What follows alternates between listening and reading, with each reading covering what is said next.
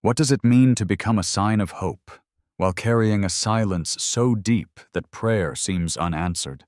Welcome, dear friends, to the Saint Lives, wherever you are listening tonight, and whatever hour surrounds you. Settle gently, share this journey with us, and subscribe before Teresa's story begins.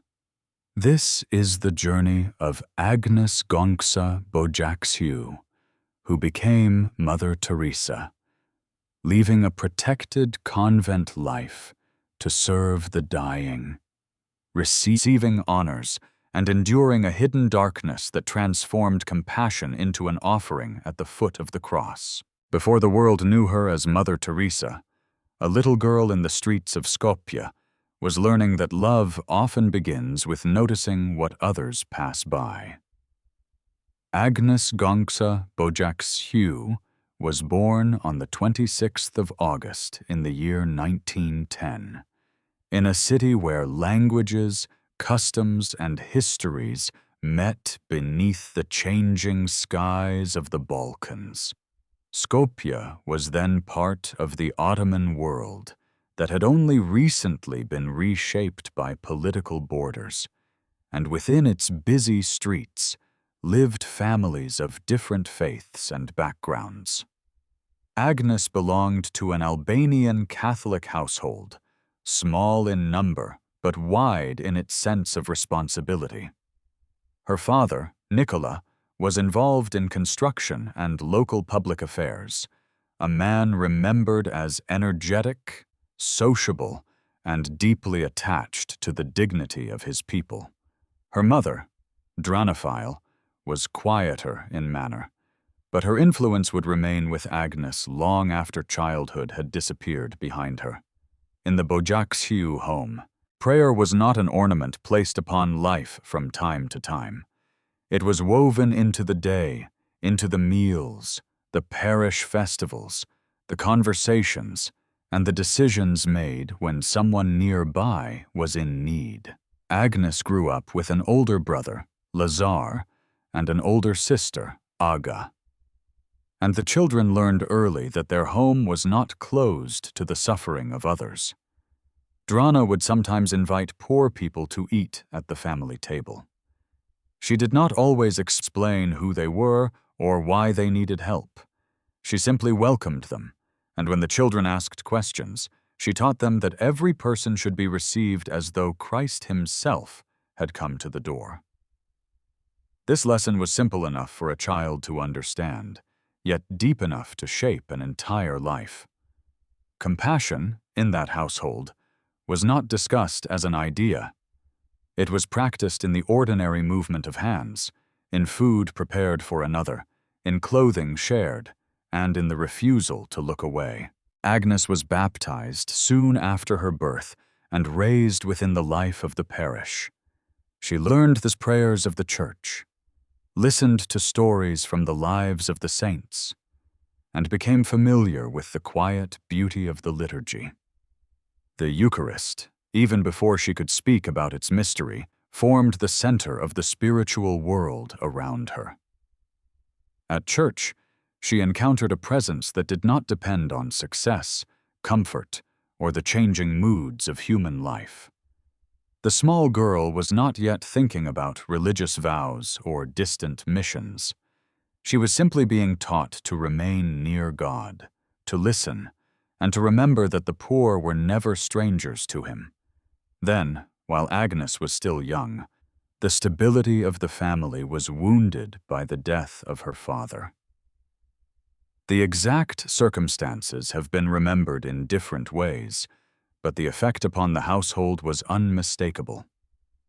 A child who had known her father's presence now felt the fragile nature of earthly security.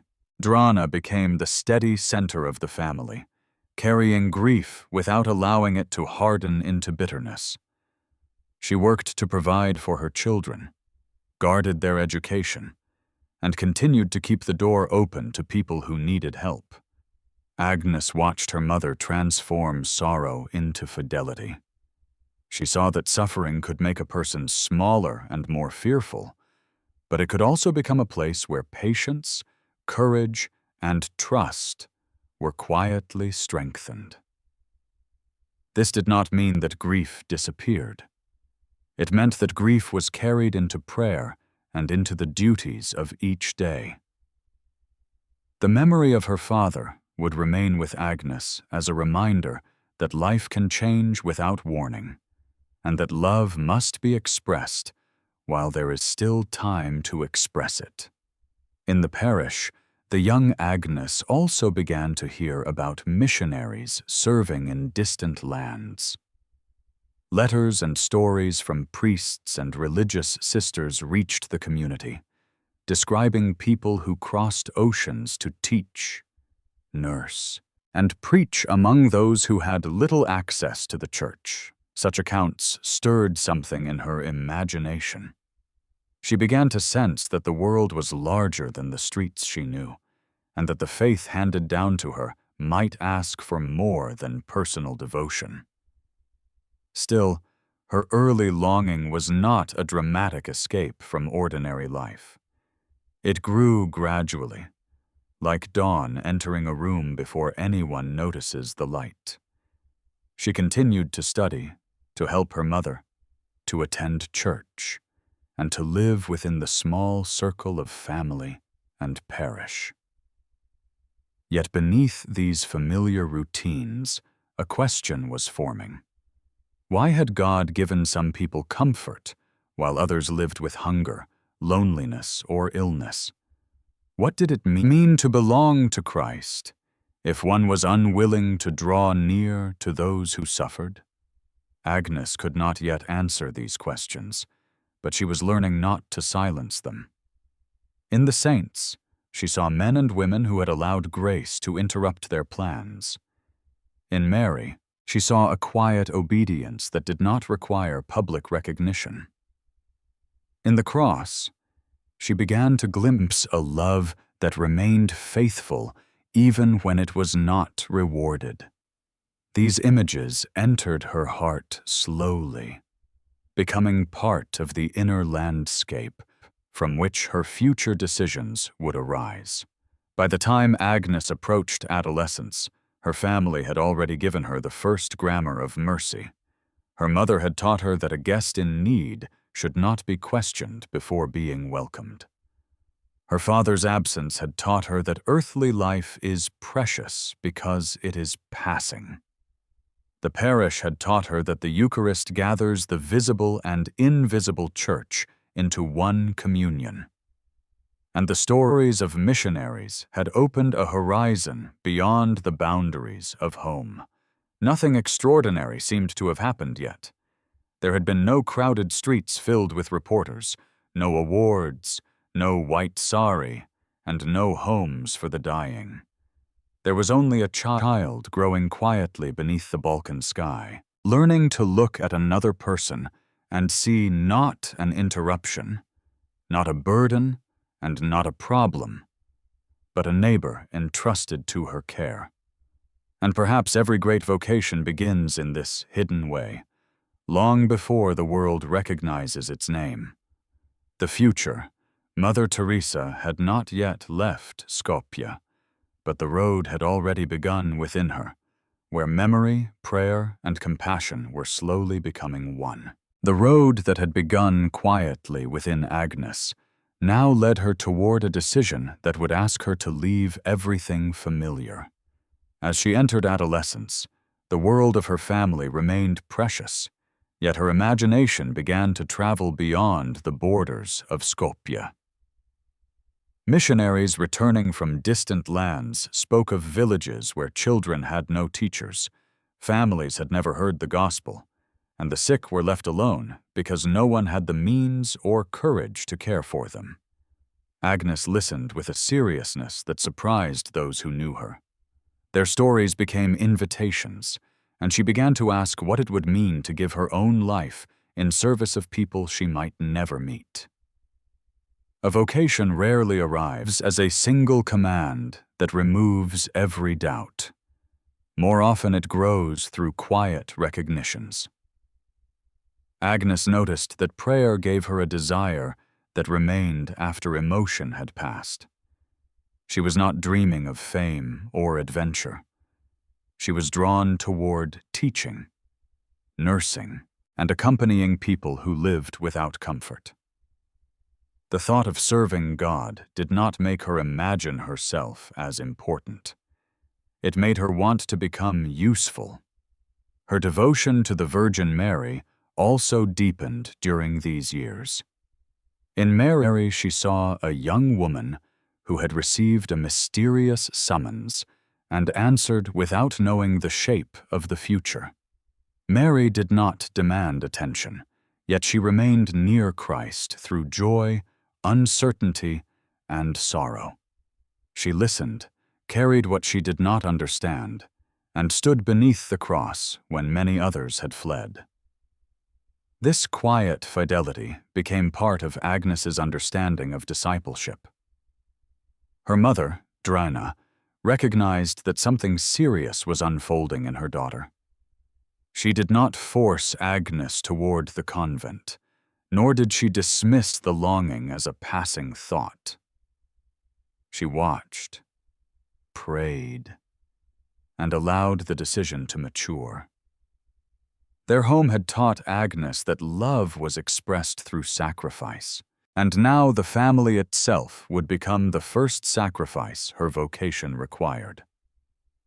To enter religious life would mean leaving her mother, sister, brother, familiar streets, and the ordinary future that most young women of her age expected. She would not be able to return home whenever homesickness became difficult. The decision would place her life in the hands of a community, and beyond that community, in the hands of God. Agnes understood that religious life was not a brief adventure. It was a promise made before God, a surrender of personal plans, and a willingness to remain faithful when the path became ordinary or painful. As her conviction deepened, she learned about the Sisters of Loreto, a congregation known for education and missionary work in India. Joining them would first require a journey to Ireland, where she would study English and begin her formation. Ireland was far from Skopje, and the thought of traveling there made the coming separation feel real. She would be leaving not only her family, but also the language, food, landscape, and customs that had shaped her earliest memories. Yet the distance seemed to confirm the seriousness of the step. She was not choosing a temporary change. She was placing her whole life upon an altar. In 1928, when Agnes was 18, the time came for farewell. There were no reporters to record her departure, and no certainty about what the years ahead would bring. There was only a young woman carrying a few belongings, remembering her mother's face, and trying to remain obedient to the grace she believed was calling her. Drana's heart was heavy, yet she encouraged her daughter to go with courage. The words remembered from her mother would remain with Agnes for years, reminding her that once she had given herself to God, she should belong to Him completely. Such advice required a mother to release the child she loved, without knowing whether distance would bring joy or sorrow. At the railway station, affection could not prevent the train from leaving. Agnes entered the unknown with fear and peace together. When she arrived in Ireland, the cold climate and unfamiliar speech made her aware of how far she had traveled. She had grown up beneath the warmer skies of the Balkans, surrounded by Albanian and the rhythms of parish life. Now she had to learn English, adapt to a religious community, and begin again as a novice. In the convent, she was not the daughter of Drana, not the sister of Lazar and Aga, and not the child known in the streets of Skopje. She was a young woman learning obedience. Her formation included prayer at appointed hours, work done without applause, community life, correction, and patient acceptance of the ordinary. These practices formed the inner structure upon which a lifetime of service would depend. Before she could care for the abandoned, she had to learn how to wait, how to be guided, and how to offer God the hidden portions of each day. During this period, she chose the religious name Teresa, associated with Saint Teresa of Avila and Saint Therese of Lisieux. One name suggested courage, reform, and deep prayer. The other suggested the little way, the offering of small acts made with great love. Agnes would eventually need both traditions. She would need courage to face immense suffering and humility to believe that a simple task could become holy. The name did not erase the girl from Skopje. It gathered her memories into a new identity, one that would unfold through obedience and service. Soon she began preparing for India. The distant land that had first appeared in missionary stories was no longer an image in her imagination. It was becoming the place where she would live, teach, and discover the limits of her strength. She could not know that Calcutta would become her spiritual home, or that the poor of that city would eventually teach the world her name.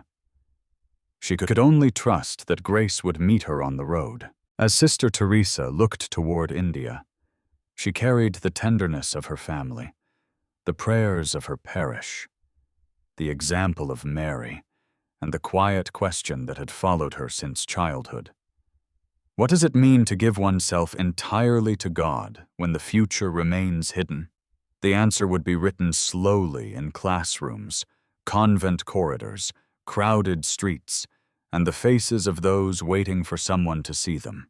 With Ireland behind her and India before her, Agnes began to understand that a vocation is not simply a destination, but a daily consent to be led. With Ireland behind her and India waiting beyond the sea, Sister Teresa entered the next chapter of her vocation as a young woman who possessed more trust than experience. In January of 1929, she arrived in Calcutta, a city whose size, noise, beauty, and poverty could not be understood from missionary stories alone. She had come from the familiar Catholic life of Skopje, passed through the formation of Ireland, and now found herself among crowded streets, unfamiliar languages, tropical heat, and customs that demanded patient attention. India did not reveal itself all at once. It came through small impressions, through flowers near a shrine, church bells, the voices of vendors, the movement of trains, and the faces of people carrying their burdens quietly. Her first destination was the Loreto convent at Darjeeling, in the foothills of the Himalayas. There she continued her formation and prepared for the life of teaching that awaited her. The mountains offered a beauty different from the streets of Calcutta. Mist moved over the slopes, the air was cooler, and the distance from the crowded city allowed the young sister to gather herself in prayer. Even there, she understood that India was not merely the place where she would perform a task. It was becoming the country to which she would belong.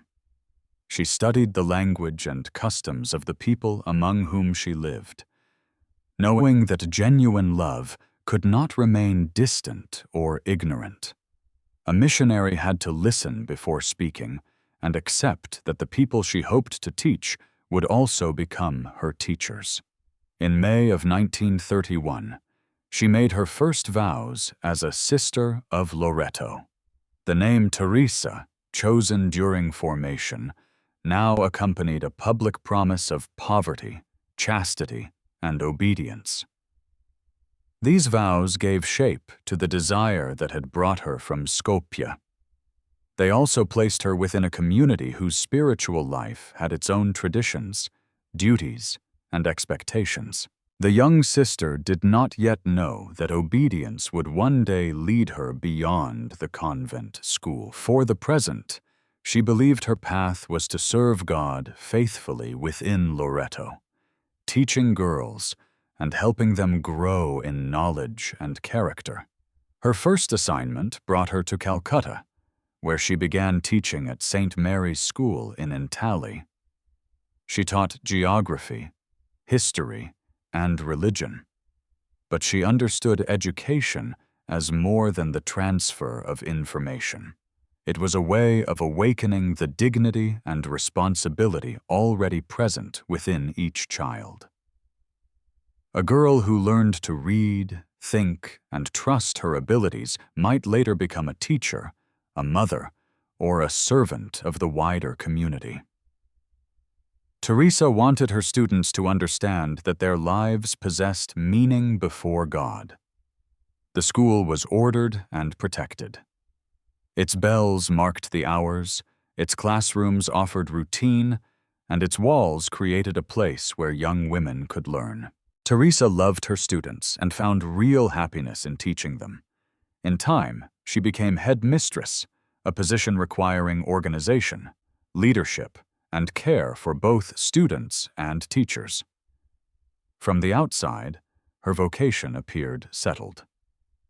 She had entered religious life, come to India, and found meaningful work. Yet beyond the school walls, Calcutta confronted her with another reality. The city possessed great energy and beauty, but also deep poverty, overcrowded neighborhoods, illness, hunger, and people without a secure place to sleep. Each day, Teresa encountered suffering that could not be contained by the orderly world of the classroom.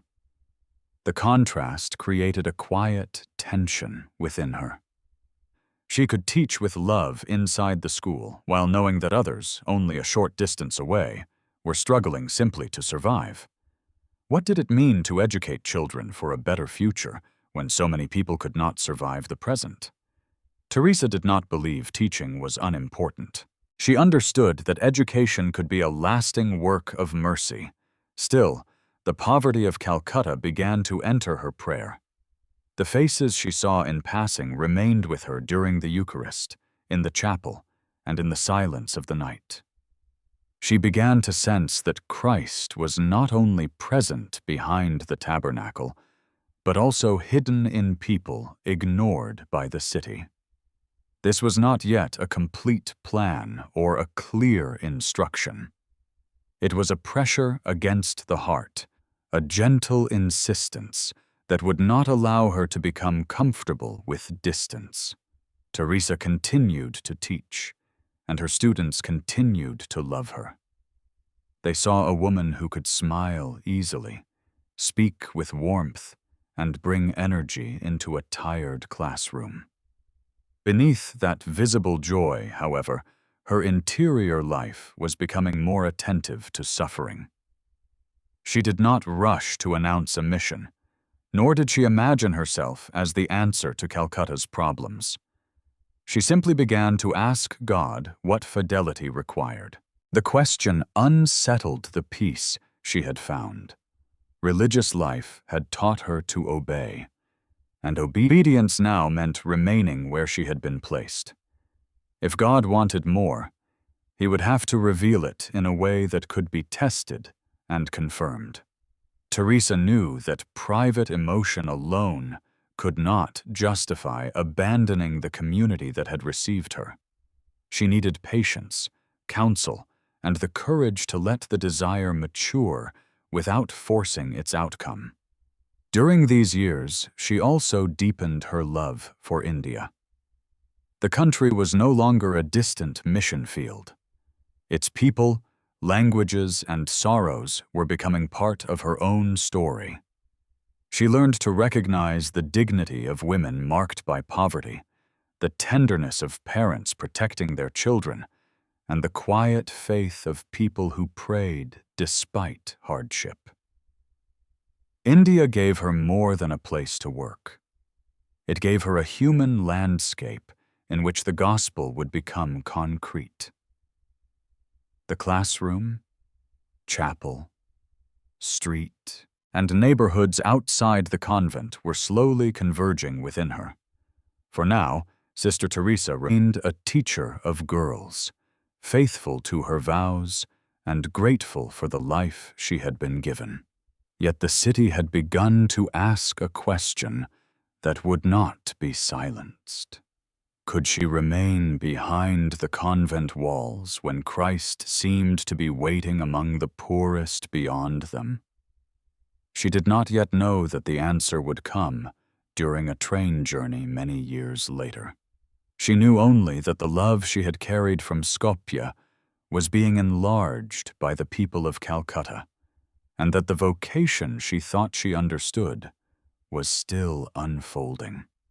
Sometimes God prepares a person for a new road by allowing compassion to grow until the familiar road can no longer contain it. The quiet tension that had grown within Sister Teresa followed her through the classrooms of St. Mary's, through the chapel where she knelt before the Eucharist, and through the streets of Calcutta, where poverty pressed against the walls of the convent. For years, she remained faithful to the life she had promised. She taught her students, accepted responsibility, prayed with her community, and tried not to mistake compassion for personal impulse. Yet the faces beyond the school continued to return to her in memory. She sensed that the Lord was drawing her toward a deeper closeness with the poor, but she did not know whether this desire came from God or from her own restless heart. Religious obedience required more than strong feeling. It required testing, patience, and the willingness to be corrected. In September of 1946, Teresa began a journey to Darjeeling for her annual retreat. The train moved northward from Calcutta, carrying her away from the noise of the city and toward the mountains where she had once studied. She expected the journey to be ordinary, yet within the hidden room of her soul, something was changing. Teresa later described that journey as the moment when she received what she called a call within a call. She did not hear a public voice that others could verify. She experienced an interior conviction that Christ was asking her to leave the convent school and go among the poorest, to live with them, serve them, and bring His love into places where people felt abandoned. In the language of her prayer, she understood Jesus as saying that He was thirsting for the love of souls and for the presence of His servants among those who suffered. The word thirst carried the sound of the gospel and the shadow of the cross.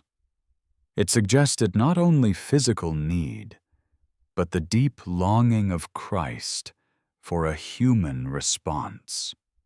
Teresa believed that the poor were thirsting for dignity, friendship, and care, while Christ Himself was thirsting to be recognized in them.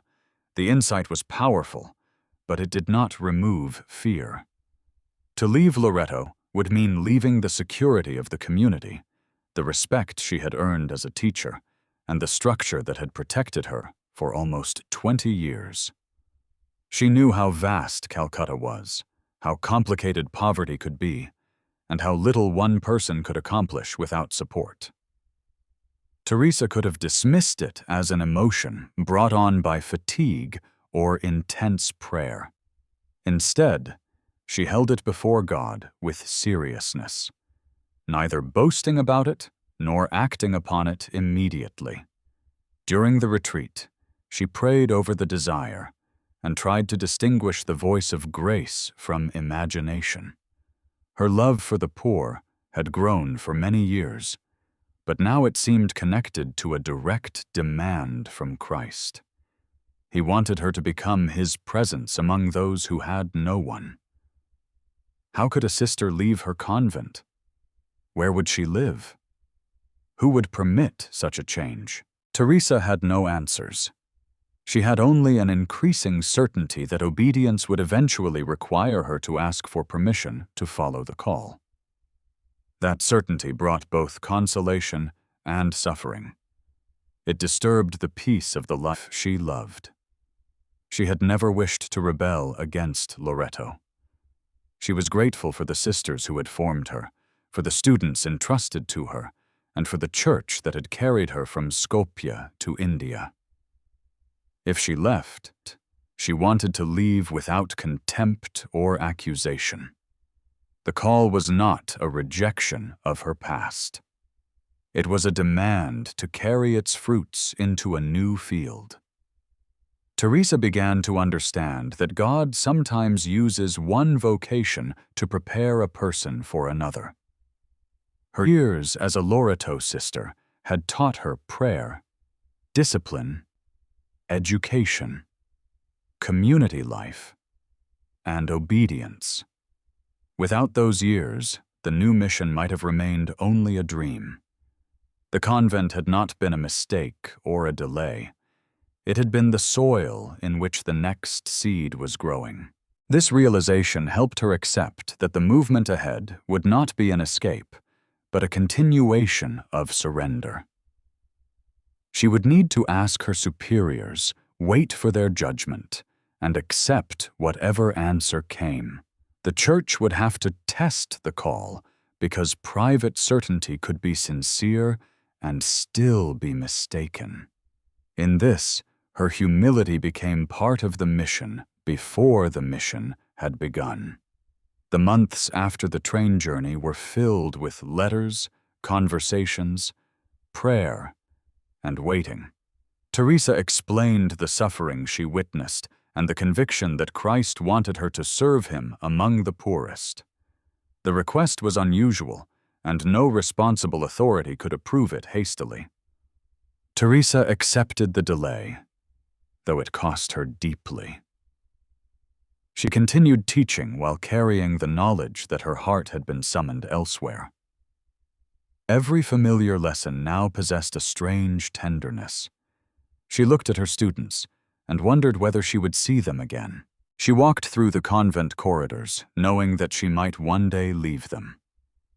The beauty of her present life became more painful because she loved it. A person does not suffer when leaving what has no value. Teresa suffered because the life she had received was good, and the new call seemed to ask her to lay that goodness down. During this time, the Eucharist remained her refuge. She could not solve the problems before her, but she could remain near the one she believed had spoken within her. Before the tabernacle, the desire became less like ambition and more like an offering. She placed her uncertainty, fear, and future into the hands of Christ. Mary also remained close in her imagination. The woman who had consented to mystery and lived through its consequences, one day at a time. The call within a call was not a single moment that completed her vocation. It was the beginning of a long obedience. Teresa would still need permission, preparation, and the courage to step outside the protection of the convent.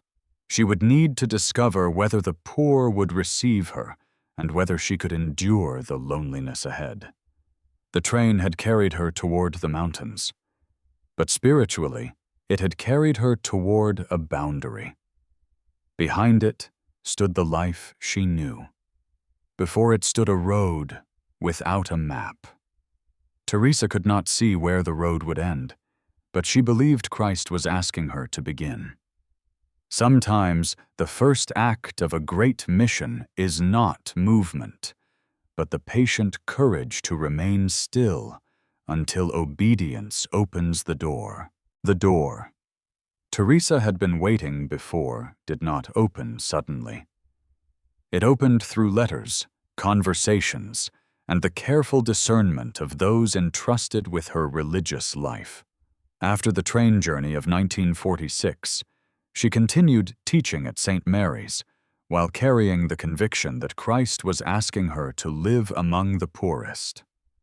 She wrote to her superiors and to Archbishop Ferdinand Perrier of Calcutta, explaining the desire that had become impossible to ignore.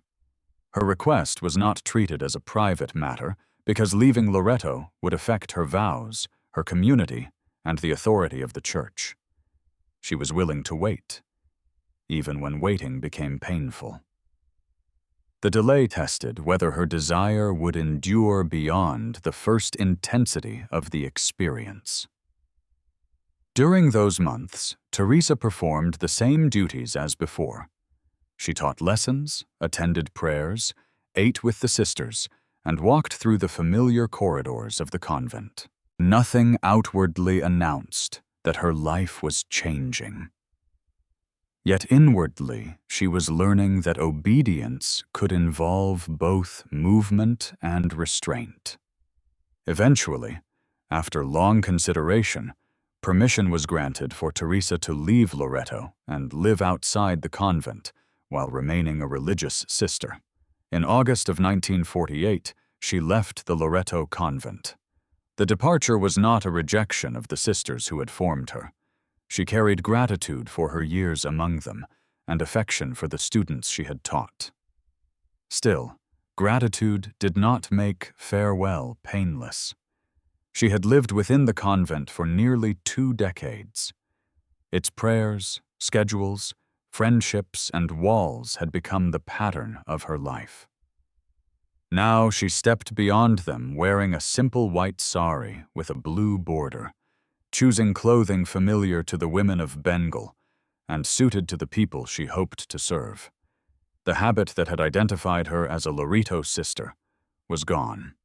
She was still a religious woman, but now she appeared almost alone in the vastness of Calcutta. Before beginning her work, Teresa spent time with the medical mission sisters in Patna, where she received basic nursing training. She understood that compassion required practical knowledge. The poor needed more than encouraging words. They needed wounds cleaned, fevers recognized, medicines administered, and bodies treated with care. She was not trying to become a physician. She wanted to learn enough to serve responsibly and to know when others possessed skills beyond her own. She had been a teacher and head mistress, accustomed to classrooms and schedules. Now she had to work with the frailty of the human body, where pain did not follow a timetable. When Teresa returned to Calcutta, she rented a small room and started an open-air school in Motichil. There was no formal building, polished desk, or prepared supply of materials. The ground became the classroom. Children gathered around her with curiosity, some carrying the signs of hunger or neglect. Teresa taught them letters, numbers, cleanliness, and prayer. She used whatever she could find, drawing in the dust when paper was unavailable. The lessons were modest, but the intention behind them was immense. She wanted each child to understand that poverty did not cancel intelligence, dignity, or hope. The first days were difficult. Some people did not understand who the woman in the sari was or why she had come. Others may have wondered whether she would remain or disappear like visitors who arrived with good intentions. Teresa possessed no large staff and no dependable income. She had to ask for food, medicine, clothing, and simple supplies.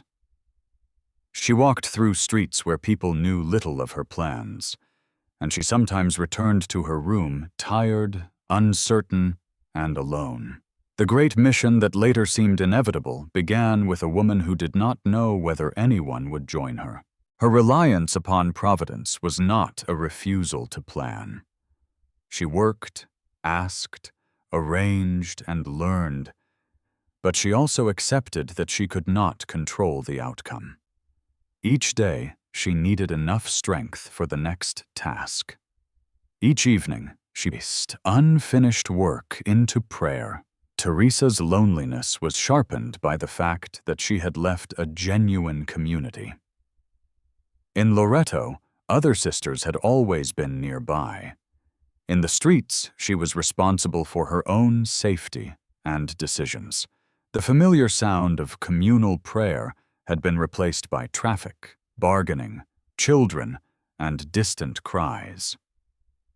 The Eucharist remained central, but the rhythm surrounding it had changed.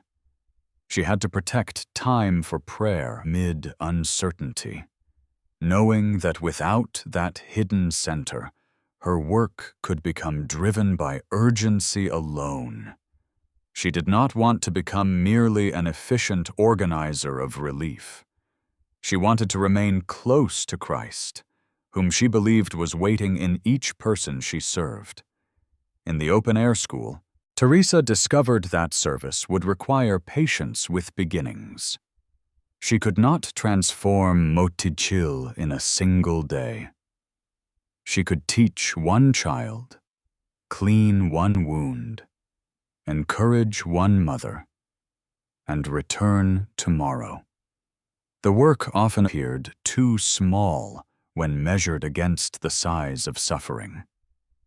Yet she believed that love does not become meaningless because it cannot solve everything.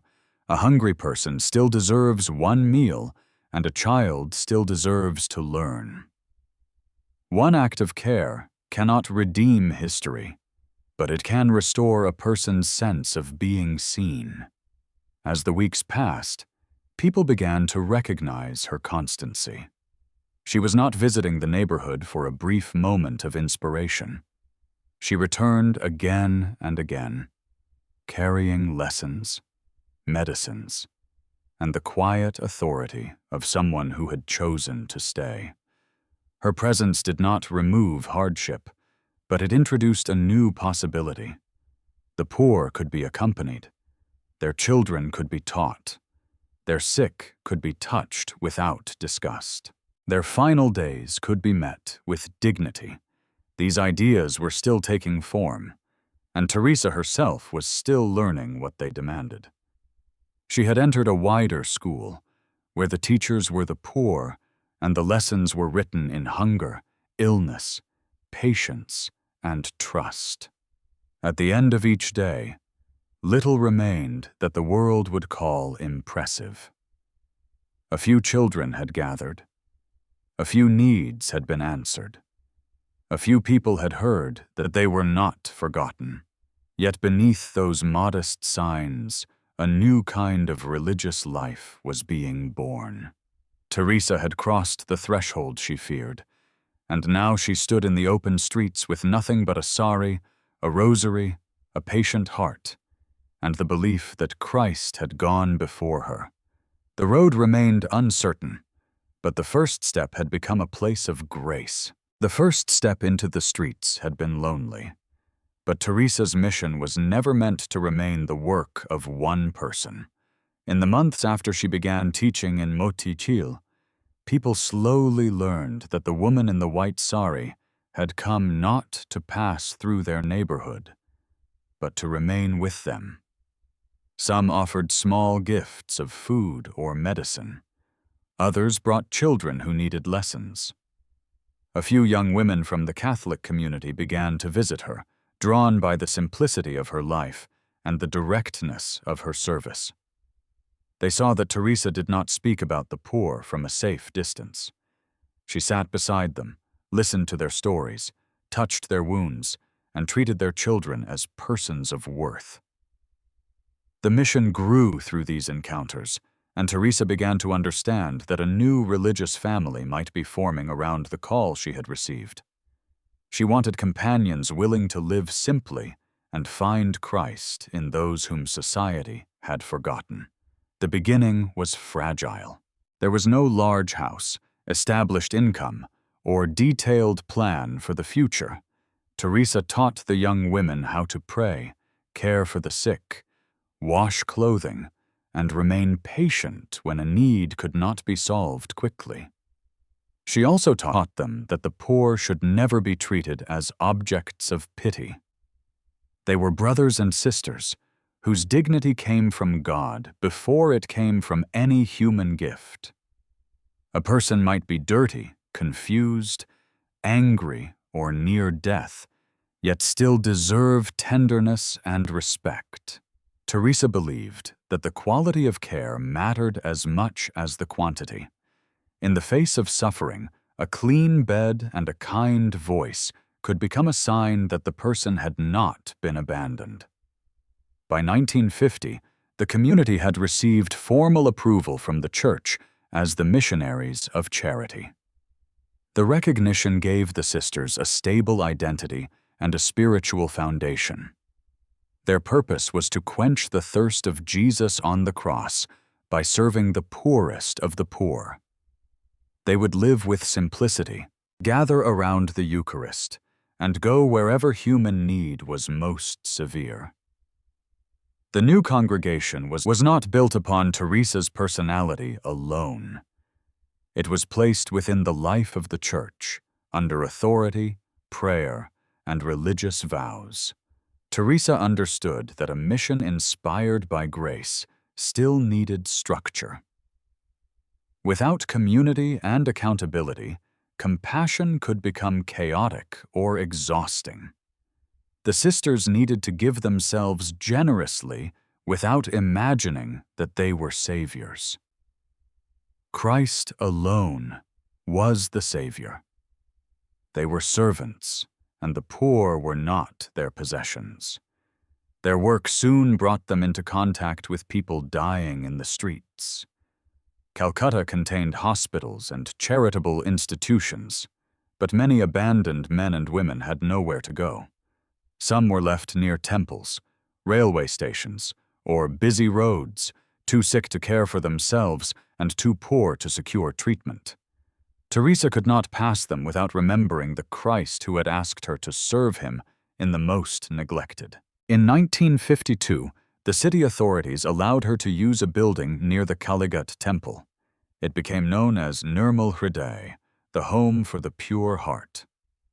Teresa did not intend to compete with the temple or pressure the dying to change their faith. She wanted a house where people of every religion could be cared for, according to the dignity of their final moments. Some who came were unconscious. Others were frightened, restless, or angry. The sisters washed them, fed them when possible, treated their wounds, and sought medical help when it could be obtained. They prayed with Christians and respected the traditions of others. The person in front of them did not need to prove anything before receiving care. Nirmal Hriday was not a place where death was hidden. It was a place where death could be faced without abandonment. The sisters could not always cure disease or reverse years of hunger. Sometimes they could offer only a clean sheet, a cup of water, a hand held in silence, and the assurance that someone would remain until the end. Teresa considered these acts sacred. She believed that when a sister touched the body of a dying person, she was touching the wounded body of Christ. Washing a wound became an act of reverence. Listening to a final story became an offering of presence. The work demanded emotional strength. The sisters saw people die without family nearby and carried the memory of faces neglected by the world. Teresa asked them to return to prayer, receive the Eucharist, and remember that they were not working from their own strength. The cross stood at the center of their service, a sign of love that did not retreat from pain. Yet Teresa also insisted upon joy. She wanted the sisters to smile, not because suffering was small, but because love could keep suffering from having the final word. The people who came to Nirmal Hriday experienced a change that statistics could not measure. Some died reconciled with family members. Some received the prayers of their own tradition. Some simply discovered that another human being would not turn away. The home became known beyond Calcutta, and admiration was joined by misunderstanding. Some wondered why Teresa cared for those who could not be restored to health. Others questioned whether a home for the dying could truly answer poverty. Teresa did not claim that Nirmal Hriday solved the city's problems. She believed it answered one immediate question: what should happen to a person whom everyone else has rejected? Her answer was that the person should be received.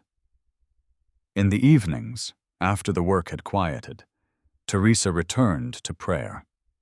She knew that visible growth can never replace the hidden life from which the mission came. The sisters needed the Eucharist more than public praise, Mary's patience more than recognition, and the cross as a place where love remained faithful to the end. The community was still young, but within the crowded city, a new family had taken root. It had begun with one woman in a white sari, gathered a few companions, and opened its doors to those who had nowhere else to go. The mission grew not because suffering had become less severe, but because someone had decided that suffering people should no longer face it alone. From the house where the dying were received, the work of the missionaries of charity began to stretch toward other forms of abandonment. Teresa knew that one home could not answer every need. Children were left without parents, mothers needed help, people with leprosy were pushed beyond ordinary society, and families lived without medicine or food. The sisters could not respond to everything, but they could remain attentive to the person placed before them. Their mission expanded through encounters that opened one door after another. A child brought to Teresa revealed the need for a home. A sick person found beside a road revealed the need for a clinic. Each need carried another invitation. Teresa insisted that the sisters begin the day with prayer and the Eucharist. Before they entered the streets, they gathered around the altar, receiving Christ whom they believed they would meet again in the poor. Service did not begin with anxiety or personal strength. It began with receiving. The sisters were instruments through which love could pass. After Mass, they swept rooms, prepared food, washed clothing, taught children, visited homes, and cared for wounds. For Teresa, the street became another place of encounter with God. A sister carrying rice to a hungry family was still living her prayer. A sister cleaning a child's body was still serving at the altar. The holiness of the work depended not upon how impressive it appeared, but upon the love with which it was done. One growing concern was the number of abandoned children in Calcutta. Some had lost their parents through illness or poverty. Others had been left because families could not feed them.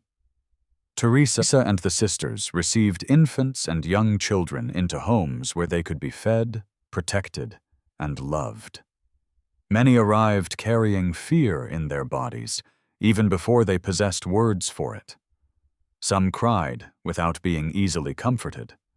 Others watched adults carefully before trusting them. The sisters learned that care involved more than food and shelter. A child needed a name, a routine, a gentle voice, and the repeated assurance that someone would return. Teresa believed that the smallest child possessed dignity that did not depend upon usefulness. No infant needed to earn the right to be protected. The sisters' work also brought them close to the sorrow of mothers. Poverty can force decisions that outsiders judge without understanding. Some women surrendered children because they believed no other choice remained. Teresa tried to meet them without accusation. Her compassion did not erase the seriousness of abandonment, but it allowed her to see the desperation beneath it. Mission became a place where children and mothers could encounter mercy. Alongside the homes for children, the missionaries of charity began work among people affected by leprosy. In many communities, fear of the disease led to isolation and shame. People were treated as though illness had erased their identity. Teresa saw this as another form of abandonment. She wanted the sisters to approach those whom others avoided with knowledge, caution, and respect. They helped provide medicine, dress wounds, distribute food, and create places where people could live without rejection. The work challenged the belief that some bodies were too frightening to touch. Teresa understood the need for medical guidance, but she also believed that fear should not become an excuse for cruelty. A person with leprosy remained a child of God, capable of friendship, prayer, and joy. Sometimes medicine improved the body. Sometimes companionship healed the wound of exclusion. Sometimes a person needed to hear a name spoken with affection after years of being called only by a diagnosis. The mission reached into hospitals, railway stations, prisons, and neighborhoods where families had little support. The sisters carried simple supplies and worked with whatever local communities could provide. They did not always arrive with solutions. Often they arrived with questions. What does this family need today? Who is missing from this home? Which child has not eaten? Which sick person has no one to speak for them? Their service was personal because poverty itself was personal. Statistics could describe hunger, but they could not tell the story of one mother trying to keep her children alive. Teresa responded to the person in front of her and trusted that many small acts, joined together, could form a wider witness. The growth of the mission brought practical challenges. More sisters needed formation. More houses needed supervision. Money had to be managed. Supplies purchased. Buildings maintained. And relationships with local authorities sustained. Teresa remained committed to simplicity. But simplicity did not mean disorder. The sisters had to learn responsibility and care for the health and safety of their communities. Prayer came before dawn. Work filled the day. Evening brought common prayer. Some nights ended with unanswered needs and aching bodies. The sisters could not carry every burden, so they learned to place those burdens before Christ. Teresa knew that a mission built around suffering could become heavy with sorrow. She encouraged gratitude for small joys, the laughter of children, a recovered patient, a meal shared, or a sister's smile after a difficult day. These moments did not deny suffering. They revealed that suffering had not destroyed the possibility of joy. As the missionaries of charity grew, Teresa's understanding of service became clearer. The poor needed material help, but they also needed to know that they belonged. They needed someone to remember their names, listen to their stories, and remain when circumstances became uncomfortable. The sisters were not sent to perform kindness from a distance. They were sent to enter the human reality of those they served. This meant accepting dirt, noise, confusion, disappointment, and even rejection. Love sometimes required returning after an argument, forgiving an insult, or beginning again after failure. Teresa did not measure fidelity by the absence of difficulty. She measured it by the willingness to remain faithful within difficulty. In every home, clinic, school, and street visit, the same conviction was repeated. Christ was present among the poor as a living claim upon the heart. The sisters believed they encountered him in the child who cried, the patient who trembled, the mother who waited, and the outcast who had learned not to expect kindness. Their work grew because their vision grew. They were learning to see the hidden Christ beneath every human condition.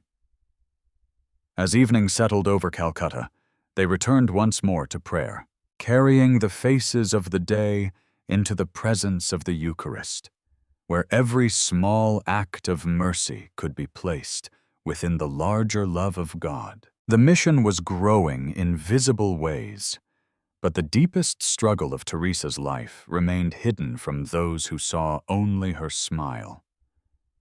People noticed her energy, simple clothing, quick steps through crowded streets, and calm authority with the sisters. They saw a woman who spoke about God's love and seemed to carry radiance wherever she went. Yet within private letters and silent prayer, Teresa experienced a darkness that lasted for many years.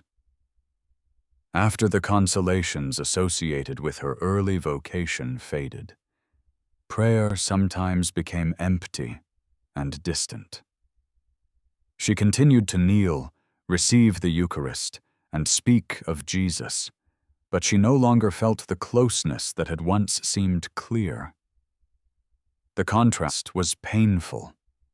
She served people who believed they had been abandoned, while she herself felt abandoned by the God she was trying to serve. Her letters reveal a woman struggling with silence, uncertainty, and fear that God had withdrawn from her.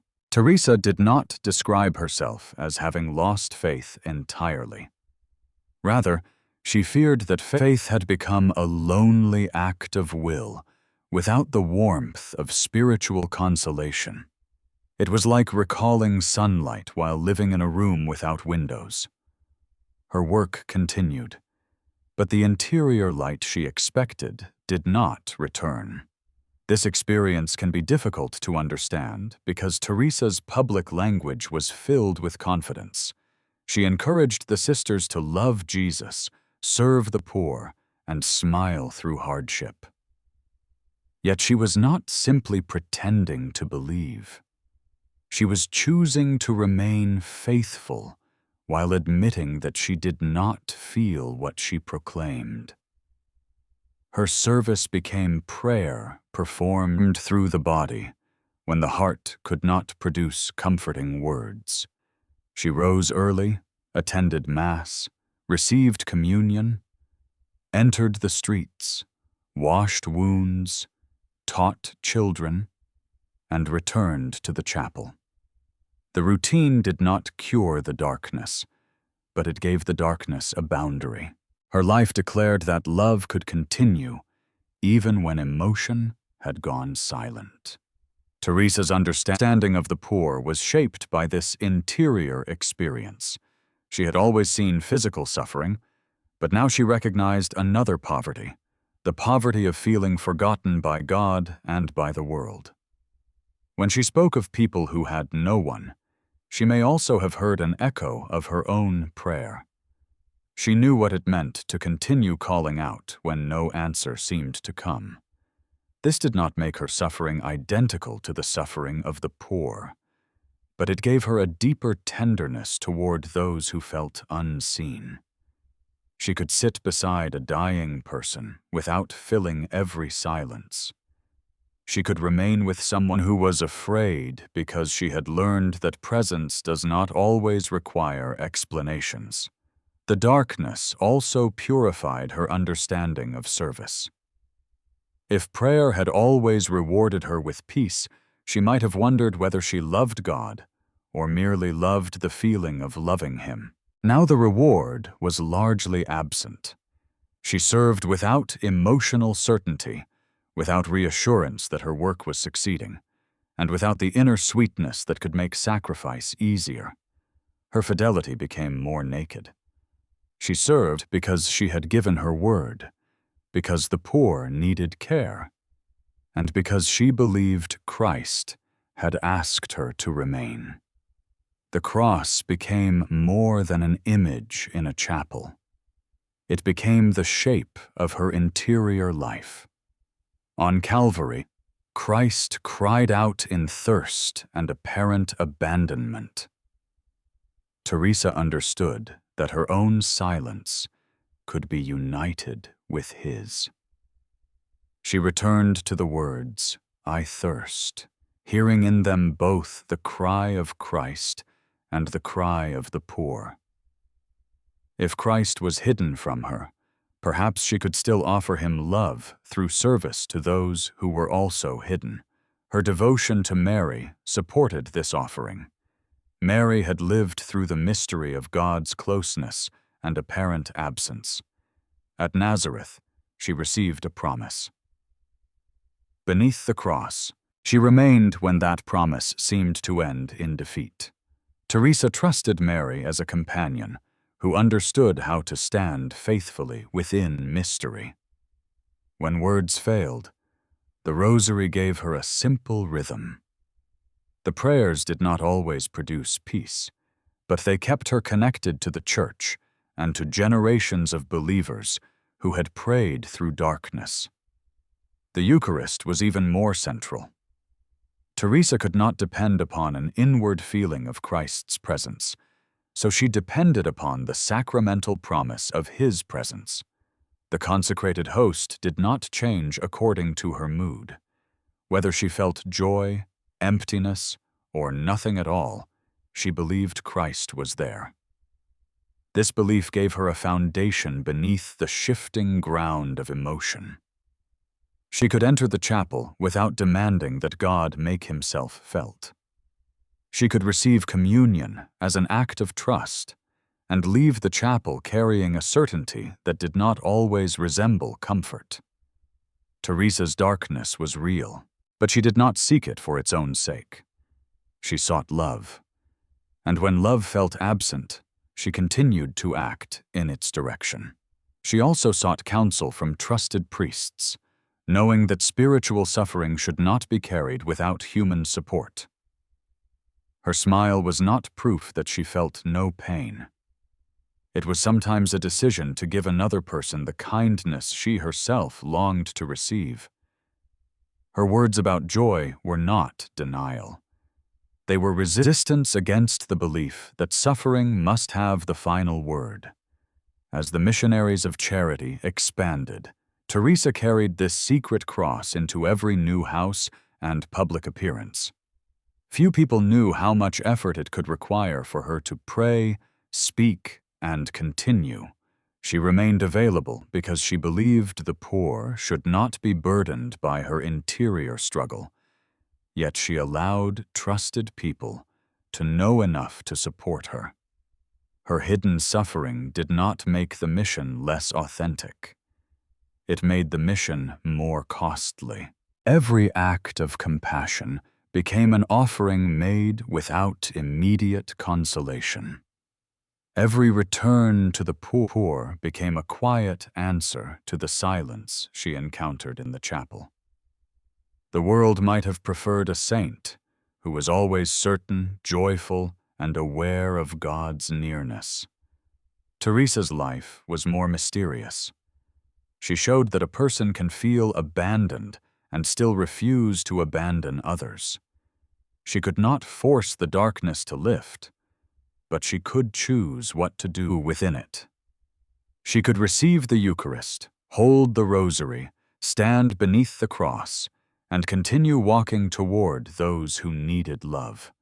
Perhaps this was the hidden miracle of her vocation, that the absence she could not explain became the place where her fidelity learned to breathe. While Teresa carried her hidden darkness into prayer, the work of the missionaries of charity was becoming known beyond Calcutta. The sisters had begun with a few small houses, but their example stirred people in other cities who were asking how they might serve the abandoned in their own neighborhoods. Requests arrived from bishops, priests, civic leaders, and ordinary families. Teresa received them with gratitude and caution. Expansion could bring help to forgotten people, but it could also tempt the mission to depend upon speed, reputation, or the personality of its founder. She reminded the sisters that a new house must begin with prayer, discipline, and attention to local needs. The white sari could cross a border, but the mission could not be copied mechanically. Each city possessed its own history, wounds, customs, and responsibilities. The sisters had to listen before acting. During the 1960s, the missionaries of charity established communities outside India. The work reached other parts of Asia, Africa, Europe, the Middle East, and the Americas. In each place, the sisters sought those least likely to receive care from existing institutions. They served in neighborhoods marked by poverty, in homes for the dying, among prisoners, and later with people affected by diseases that produced fear and shame. Their communities were small and intentionally simple. A few sisters might live in a modest house, pray together, and spend the day visiting people whom others avoided. Their presence did not replace hospitals or public welfare systems. Teresa did not claim religious charity could solve every social problem. She believed, however, that love had to become visible where systems could not reach the isolated. The sisters' work attracted volunteers from many backgrounds. Some came for a day, others for months, and a few remained for life. They were drawn by the directness of service. A volunteer could wash a child, prepare a meal, sort clothing, or sit beside someone dying. Teresa welcomed help, but warned that enthusiasm could disappear when work became repetitive. Charity was not measured by the intensity of a first visit. It was measured by the patience to return. Journalists began to notice Teresa. Her small figure, white sari, and simple manner made a striking image. She spoke in direct language, often returning to the dignity of one person and the importance of small acts. Cameras followed her through homes and streets, recording scenes of service that many viewers had never witnessed. The attention brought donations and volunteers, but Teresa understood that publicity carried danger. The poor could become images rather than persons. Their pain could be displayed without being understood. She tried to keep the focus on those being served, though the world increasingly focused on her. Her name became connected with compassion itself. People who knew little about Catholic religious life recognized Mother Teresa as a symbol of mercy. Many wished to believe that kindness still mattered in a world marked by war, division, and inequality. Teresa offered no complicated program. She offered a person beside another person, and a promise that no life was worthless. Public recognition did not remove the difficulties of the mission. More houses meant more expenses, training, and decisions. Teresa traveled, met officials, received donations, encouraged communities, and protected the sisters' spiritual life. She visited new houses whenever possible, listened to reports, and reminded the sisters that their first work was prayer. The larger the mission became, the more important this seemed. An institution could continue to function while quietly losing its soul. Teresa feared that efficiency might replace love. She asked the sisters to remain close to the people, avoid unnecessary comfort, and remember the faces behind every number. In 1971, Teresa received the Pope John XXIII Peace Prize. Other honors followed, including the Kennedy Prize and awards from governments and organizations. Each recognition increased her visibility, yet she often directed attention toward the poor. She accepted awards because they could help the mission, but she did not treat them as proof of personal greatness. Honors could open doors, bring resources, and persuade powerful people to notice suffering. At the same time, applause could become a subtle temptation. A servant might begin to enjoy being seen as a servant. Teresa tried to return to the hidden work, where no one applauded. The real test of love was what happened in a room where a dying person needed care. In 1979, she was awarded the Nobel Peace Prize. The committee recognized her service to the poor and her moral influence across nations. Teresa accepted the honor, but asked that the celebration remain centered on those who suffered. At the ceremony, she spoke about hunger, loneliness, and the need for peace within families as well as between nations. She declined the customary banquet and asked that the money be used for the poor. The gesture expressed her understanding of recognition. An award had value only if it became useful to someone in need. For many listeners, the moment was inspiring. A woman who had begun with an open-air school now stood before the world as a moral voice. Yet Teresa continued to experience the private silence that had marked her spiritual life. The Nobel Prize did not make prayer easier. It did not remove fatigue, doubts, or the knowledge that countless people still suffered beyond the reach of her communities. The next morning, the sisters still had to rise before dawn, prepare food, wash clothing, and visit the sick. The ordinary work waited beneath the extraordinary ceremony. The world saw medals, speeches, and photographs. The poor saw a hand reaching toward them. Teresa knew that the second vision mattered more. She did not despise recognition because it could bring practical help, but she refused to confuse visibility with holiness. A person could be praised publicly and still fail in private love.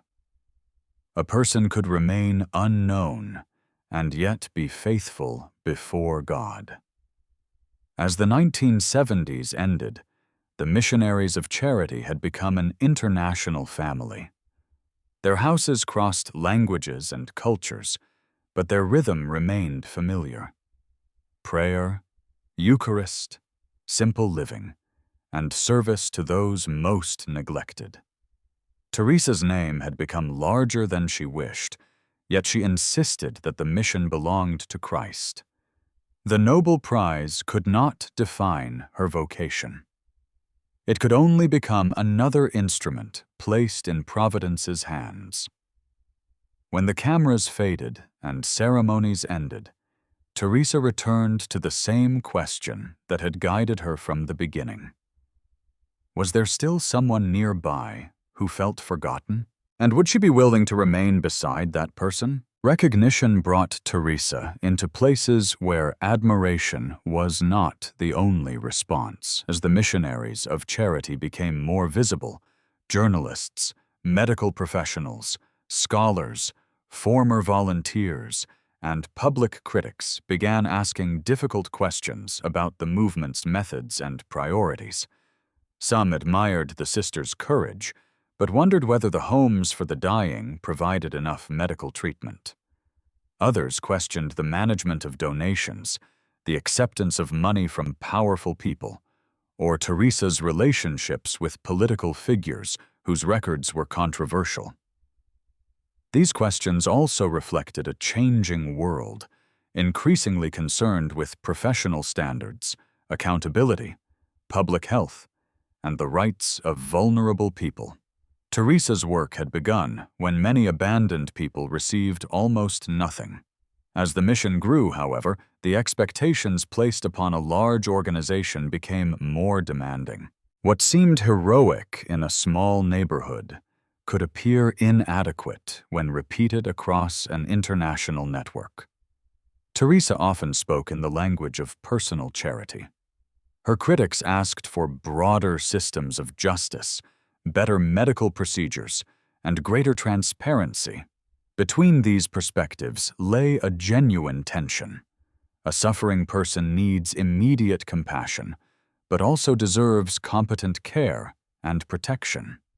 A donated gift can save a life, but its source and use still matter. The homes established by the missionaries of charity were not designed as modern hospitals. Their purpose was to receive people abandoned by family or society, especially those who could find care nowhere else. In some places, the sisters worked with doctors and hospitals. In others, resources were limited, and the care they could offer was basic. Supporters saw homes of dignity and refuge. Critics worried that people might receive too little treatment, or that suffering could be interpreted too easily as an opportunity for spiritual sacrifice. Teresa valued sharing in the suffering of Christ, but she did not want people to suffer unnecessarily. She sought medicine, food, and medical help whenever these were available. At the same time, her emphasis on simple service sometimes appeared to conflict with professional expectations that became more prominent in later decades. The question cannot be answered by a single photograph or story. It requires attention to individual houses, local conditions, the period in which they operated, and the experiences of those who received care. Financial questions also followed the mission's growth.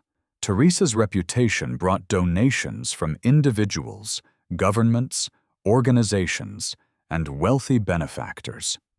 These gifts allowed the sisters to open houses and provide food, medicine, shelter, and education. Yet critics asked whether some donations came from people whose actions contradicted Teresa's moral message. Supporters replied that she accepted funds for the poor, rather than endorsing every action of the donor. Critics answered that accepting money could create an appearance of approval. This tension is common to charitable organizations. An international mission requires buildings, transportation, food, supplies, and administrative decisions, even when its founder lives simply. Some observers wanted more detailed public reporting. Others believed the work itself demonstrated responsible use. Both compassion and accountability mattered. Teresa's relationships with political figures raised similar questions. She met presidents, royalty, and other influential people because access to power could help the poor. A public meeting might bring attention to a neglected issue or open the way for a new house. Yet association could also be interpreted as approval. Teresa often believed she was not accepting a person's sins, but using the opportunity to help those in need. Her critics believed prophetic witness sometimes required public distance from wrongdoing. Her supporters believed refusing every imperfect donor would deprive the poor of practical help. Teresa's approach was shaped by the urgency of the person waiting before her, but her simplicity could appear too trusting in a world where public relationships carry meanings beyond intention. The criticism surrounding her did not come only from outside. Teresa warned the sisters against pride, comfort, impatience, and the desire to be admired. She knew that good intentions could become careless habits. She asked them to examine their motives and return to the gospel when their work became mechanical. Her response to criticism was rarely argumentative. She generally preferred to continue serving, trusting that the lives touched by the sisters would speak for the mission. This could appear humble, but it could also leave important questions unanswered. A large organization cannot rely only on good intentions. It must create systems that protect the vulnerable, correct mistakes, and learn from experience. The history of the missionaries of charity includes inspiring service and unresolved debates. To acknowledge this complexity does not erase Teresa's compassion, nor does admiration require silence about the limitations of her model. A mature understanding can hold two truths together. Teresa helped many who might otherwise have been forgotten, and some aspects of her work were questioned by people who believed the poor deserved more comprehensive care. Neither truth should be used to erase the other. Teresa's holiness, as the Church understands it, does not mean that every decision was beyond discussion. It means that her life was directed toward God and toward the suffering person within the limitations of history, personality, and institution. Her public image often seemed simple, but her legacy is not simple. She challenged comfortable societies to look at poverty, yet she became part of debates about how poverty should be addressed. She inspired volunteers, yet she could not answer every question about the structures producing need. She accepted gifts that helped the mission, yet those gifts sometimes brought moral complications. She cared for the dying, yet observers asked whether spiritual comfort and medical care had been properly balanced. These questions remain because a life that touched millions cannot be reduced to one interpretation. In the end, Teresa returned to the principle that had guided her from the beginning. Before discussing the whole world, she looked at the person in front of her. That person still needed food, medicine, attention, and love. The questions of history would continue, and some would remain open. But in the quiet room where someone waited to be seen, Teresa believed the first duty was still clear. Love had to become responsible, humble, and present. The questions surrounding Teresa's work did not lessen the demands placed upon her. By the 1980s, the missionaries of charity had become a worldwide family, with sisters serving people whose needs were often hidden from public attention. The expansion brought gratitude, but also placed a weight upon Teresa that few could see. She visited communities, encouraged young sisters, resolved difficulties, received requests, met benefactors, and tried to protect the original spirit of the congregation. The more the mission grew, the more people looked to her for direction. Yet her body was beginning to show the cost of decades spent traveling, fasting, working, and sleeping little. Her heart had become fragile, and in later years she experienced serious illness, chest pain, infections, and hospitalizations. She rarely spoke about her suffering. When asked about her health, she returned the conversation to the poor. Still, the sisters understood that the founder who had seemed tireless was becoming vulnerable. Teresa's declining health forced the congregation to face a difficult question. Could the mission continue if she could no longer direct every decision? She had always insisted that the work belonged to Christ, not to herself. Now that belief had to become practical. She needed to trust other leaders and allow the congregation to mature beyond her personal presence. Yet a religious family cannot remain healthy if its founder becomes its only source of wisdom. She encouraged the sisters to assume greater responsibility and asked about the spiritual and practical health of each house. She wanted them to preserve simplicity without becoming careless, and to serve without confusing exhaustion with holiness. Her weakening body became a lesson in dependence. She could no longer do everything herself and had to receive care from the same sisters she had taught to care for others. The woman who had washed the bodies of the dying now allowed others to help her stand, rest, and recover. She discovered that receiving could be as sacred as giving. The congregation also entered new areas of suffering. During the 1980s, the spread of AIDS created fear, shame, and misunderstanding.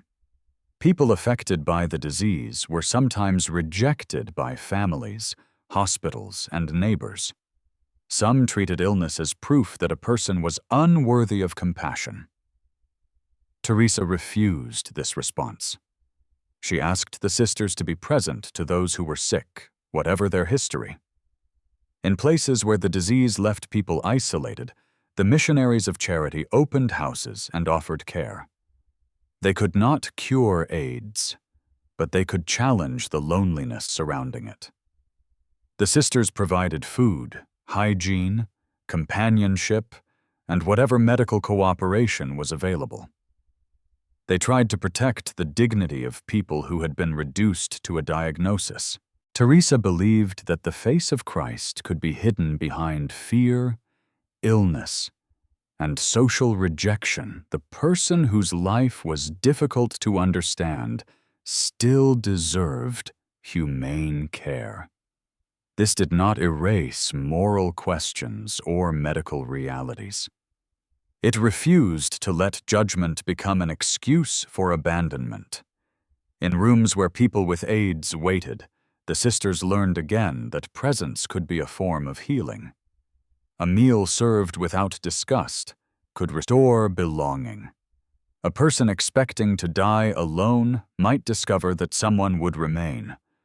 The work was demanding, and the sisters needed training to care responsibly. Teresa emphasized prayer, but also understood that compassion required practical knowledge. As the years passed, branches developed beyond the original women's community. The missionaries of Charity Brothers served alongside the sisters, while lay collaborators formed networks of prayer and service. Teresa welcomed these developments because the needs of the world could not be carried by one group alone. Men and women with different gifts could share the same spirit while respecting their distinct vocations. Volunteers did not need to travel to India to find the poor. Loneliness could exist within a family, hospital, prison, or neighboring apartment. The call to charity began wherever a person was willing to notice another's suffering. As the congregation matured, Teresa became aware that her personality could overshadow the mission. People sometimes arrived hoping to see Mother Teresa rather than serve the poor. Others wanted a photograph, blessing, or memorable story. She received them kindly, but redirected them toward the work. The sisters were not meant to build a devotion around her personality. They were meant to make themselves available to Christ. Her familiar appearance had become an international symbol, yet she understood that symbols can be dangerous when they replace reality. A photograph cannot feed a child. A speech cannot sit beside a dying person. Recognition can open a door, but love must still walk through it. Teresa's health continued to decline. She suffered heart attacks and underwent medical treatment, sometimes returning to work before fully recovering. The sisters worried she asked too much of herself. Teresa wanted to remain available as long as God gave her strength. She accepted doctors, medicine, and rest when necessary, but carried the same urgency that had been present in Moti Hill. There were still people waiting, and young sisters needing encouragement. Her limitations became visible, and she accepted that another generation would carry the mission forward. Sister Nirmala and other leaders became increasingly important. Teresa trusted them with responsibilities that once belonged to her, even when surrendering control caused uncertainty. She knew leadership was not ownership. A founder is a steward, not the permanent possession of a community. Teresa had offered her youth, health, reputation, and solitude. Now she had to offer the mission itself, allowing it to continue through people who were not copies of her. In the evenings, when her body was tired, she returned to the chapel. The Eucharist, the Rosary, and the memory of the cross. The world saw an aging woman whose voice had softened, but the sisters saw someone still teaching them to trust. The worldwide family was not perfect. It experienced disagreements, fatigue, and the ordinary difficulties of human community.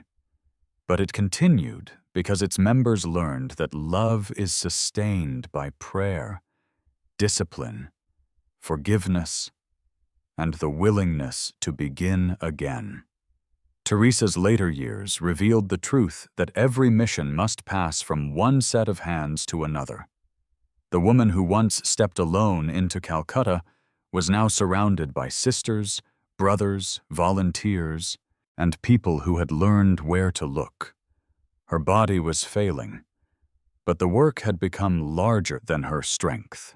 Perhaps this was another form of grace, the moment when a servant discovers that God can continue the offering after the hands that began it have grown tired. As Teresa's physical strength declined, the spiritual vision beneath her service became easier to see. Her work had never been based only upon sympathy.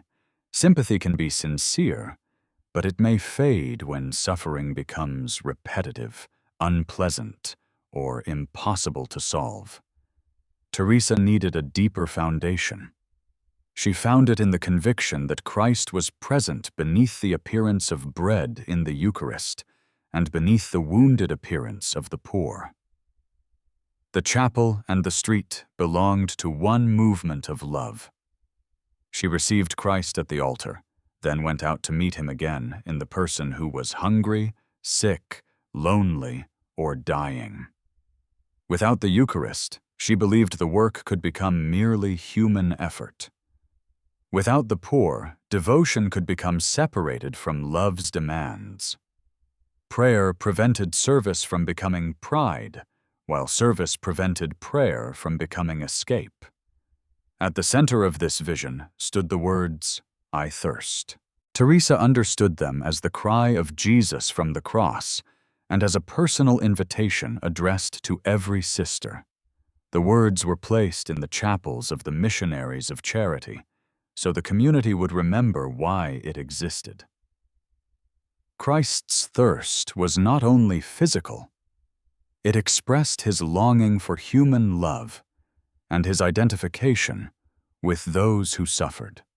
Teresa heard this thirst in the crying child, the abandoned patient, the prisoner without visitors, and the elderly person waiting in an empty room.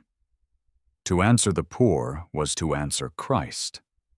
This belief did not make every need simple. A person might be difficult, frightened, or unwilling to receive help. The sisters could misunderstand a situation or fail despite good intentions. Yet the conviction that Christ was hidden in each person prevented them from measuring dignity according to behavior. They served not because everyone was easy to love, but because everyone remained loved by God. Teresa's spirituality began with seeing. The first poverty was often invisibility. A person could survive physically while believing that no one noticed, whether he lived or died. Teresa wanted the sisters to look slowly, listen carefully, and speak names with respect. She believed the greatest hunger was not always for bread. It could be the hunger to be wanted, forgiven, touched, or remembered.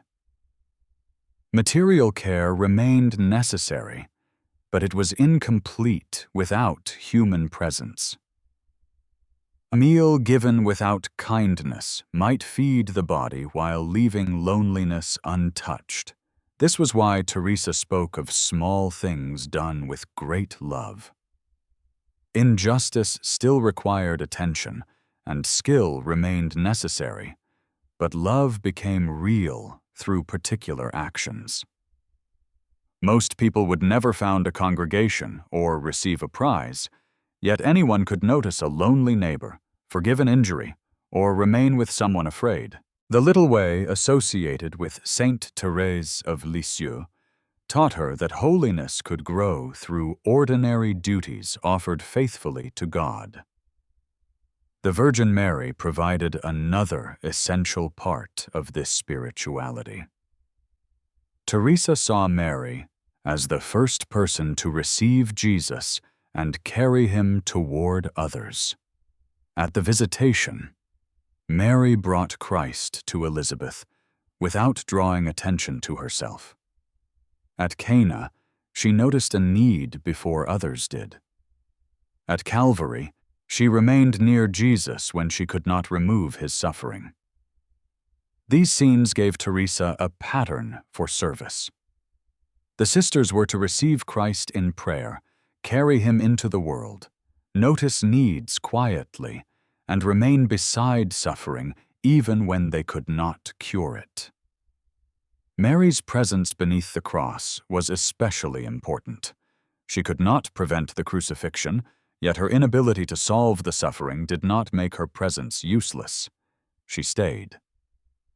Teresa believed the sisters were often called to the same fidelity. They could not reverse every disease, restore every family, or rescue every dying person, but they could refuse to let another human being suffer alone. The cross protected Teresa's spirituality from becoming sentimental. Love was beautiful, but it was not always pleasant. It could require sacrifice, misunderstanding, fatigue, and the surrender of personal plans. Teresa experienced these costs in leaving her family, leaving Loreto, carrying spiritual darkness, and accepting public criticism. She did not believe suffering was good simply because it hurt. The cross was holy because Christ transformed suffering through self-giving love. Pain by itself can destroy. Pain offered within love can become solidarity, though it should never be imposed upon another. Teresa sought to relieve suffering where she could and remain present where she could not. Her own darkness became part of this offering. She often felt no emotional reward in prayer, yet continued to serve. Her fidelity suggested that love is more than a feeling of closeness. It is a decision to remain available. Grace did not always appear as sweetness. Sometimes it appeared as endurance, the ability to rise again, receive the Eucharist, and return to the person needing care. Teresa's spiritual motherhood grew from this endurance. The sisters called her Mother because she founded their congregation, but the title also described how she received people. She tried to make room for those who believed they belonged nowhere. Motherhood, in her mission, was not possession. It was protection, nourishment, correction, and release. She could be demanding with the sisters because she wanted them to become capable servants rather than depend upon her. Her tenderness did not remove expectation. A mother must comfort, but she must also help a child grow. Teresa's influence reached beyond Catholics because the truths she expressed touched common human experience. People of different faiths understood the need to see the forgotten. Those without religious belief could recognize the dignity of companionship. For Teresa, the source remained Christ. For others, the same act might arise from conscience or human solidarity. The meeting place was the suffering person, whose need could gather people across divisions. The hand extended toward the abandoned spoke a language many could understand. As her life moved toward its final years, Teresa repeated the vision that sustained her. Receive love, then give it. Adore Christ at the altar, then recognize him in the street. Stand with Mary beneath the cross when no solution appears. Do the small task with full attention. Begin with the person nearest to you. These teachings did not remove the complexity of poverty, medicine, or justice. They offered a spiritual posture within it. Teresa had learned that one person could not carry the world, but one person could carry another for a little while. Perhaps this was the meaning of Christ's thirst in her life. It was not a demand that she accomplish everything. It was an invitation to remain open, so divine love might pass through her limitations and reach someone who had almost forgotten the feeling of being loved. The spiritual vision that carried Teresa through decades of service now had to be lived within a body that could no longer obey every demand of her will. By the late 1980s and early 1990s, her health had become an unavoidable part of daily life. She suffered heart problems, underwent treatment, and spent periods in hospitals far from the streets where she preferred to be. The woman who once crossed Calcutta on foot now moved slowly and sometimes needed assistance. Her hands still reached toward others, but they had begun to tremble. Teresa did not welcome weakness easily. She had spent so many years responding to urgent needs that rest could feel like absence. Yet no vocation removes the limits of age. She had to learn that obedience sometimes meant remaining in bed, taking medicine, or allowing another sister to complete the journey she could no longer make. Illness became a final school of surrender. In 1990, Teresa offered to step down as Superior General of the Missionaries of Charity. She understood that the congregation needed leadership capable of carrying its enormous responsibilities. The sisters, however, voted for her to continue. Their decision revealed affection and trust, but also showed how deeply the mission remained associated with its founder. Teresa accepted the result, though she knew the question had only been postponed. She continued to guide the community while preparing others to lead. Her presence still united sisters from many cultures, but she reminded them that unity could not depend upon seeing her face. It had to depend upon their shared vows, Eucharistic life, and service of the poor.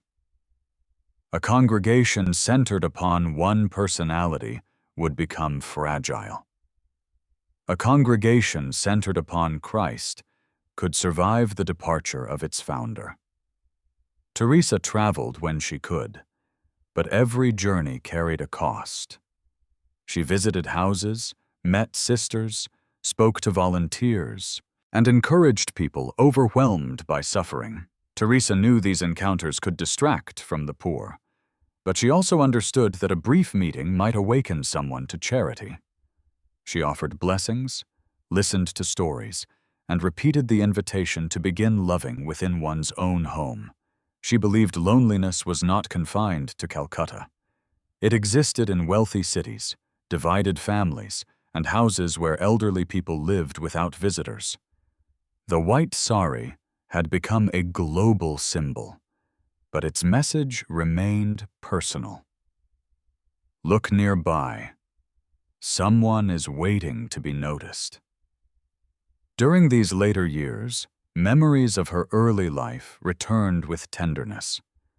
Agnes, the child of Skopje, had crossed oceans and become a citizen of India, yet she never ceased to carry her Albanian heritage. The prayers and family customs of childhood remained part of her interior world. Political conditions had long made reunion with her mother and sister impossible, and they died before she could see them again. This separation was one of the quiet sacrifices of her vocation. Teresa rarely placed personal grief at the center of attention. But the absence of family did not cease to matter. When she was eventually able to visit Albania, the journey carried gratitude and sorrow. She encountered the land of her ancestors and remembered the family whose blessing accompanied her departure. She had given her life to people far from home, yet the meaning of home had never disappeared. It had widened until it included Calcutta, the congregation, the poor, and every place where the sisters served. Teresa's love for India was equally deep.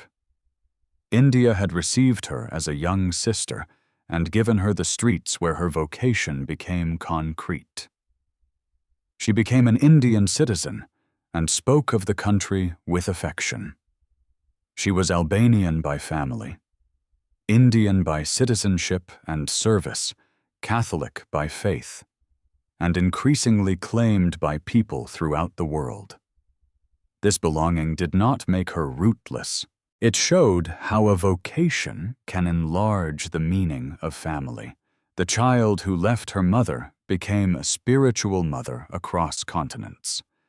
Yet universal love still had to be expressed one person at a time.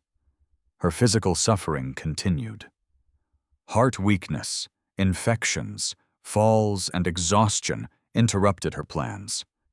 Doctors urged caution. The sisters watched her carefully, knowing her determination could lead her to ignore danger. Teresa accepted treatment, though not always patiently. It may have been easier for her to serve than to be served. Receiving care exposed her dependence, while giving care allowed her to feel useful. Yet the gospel she preached required both.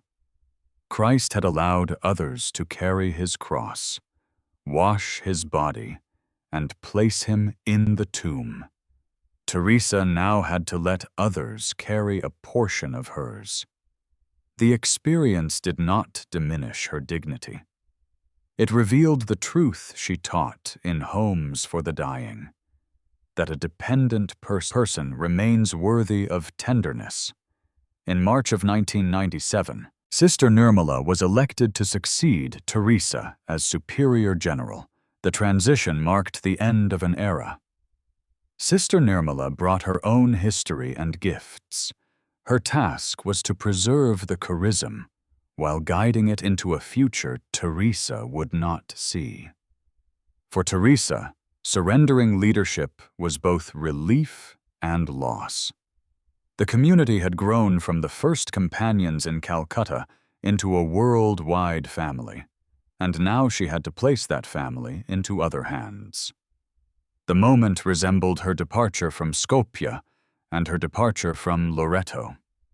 Once again, love required release. She could remain close without remaining in control.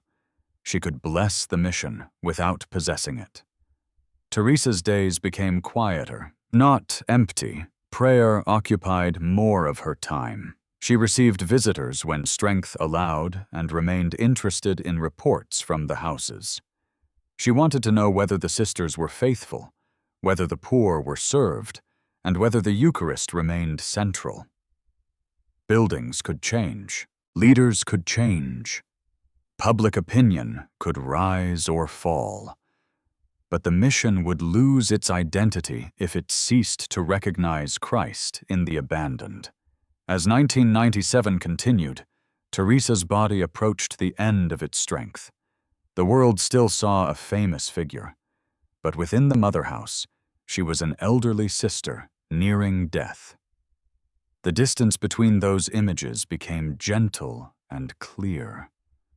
Awards, photographs, and ceremonies could not accompany her beyond the final threshold.